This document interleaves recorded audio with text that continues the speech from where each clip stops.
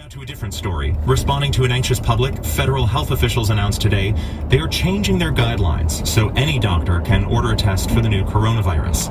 The death count in the U.S. now stands at 9, with more than 70 cases reported. And while health officials say COVID-19 has not yet broken out into a full-blown epidemic, it could end up doing so. Joining us to talk about this is NPR science correspondent Richard Harris. Hi, Richard. Hey, Ari.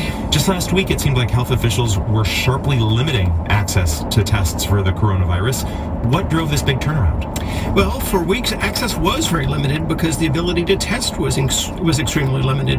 Most samples had to be sent to the Centers for Disease Control and Prevention in Atlanta, and in order to keep that manageable, they had a pretty strict recommendation for who could and could not be tested.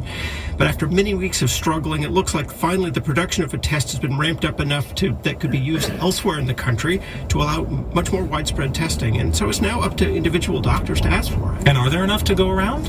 Well, I do expect some growing pains in the short run. The FDA decided a few days ago to let a company called IDT start mass producing a test that it was actually the test that the CDC developed.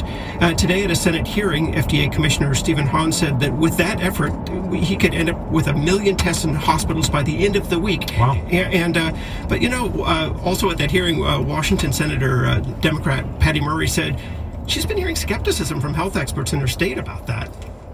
Do you really believe that 1 million tests will be available by the end of this week? Senator, let me just explain that one. So the companies that we're working with on this, they have the capacity to develop 2,500 test kits by the end of the week.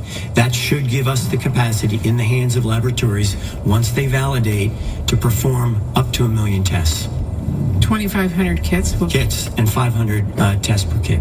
Right, and later on today we learned that they're thinking maybe they could even do 1 million a week moving forward for production. But of course, just producing the tests is one part of it. You have to gather the samples, which are nose and throat swabs. It takes expertise to run these tests, and people will have to learn how to do that.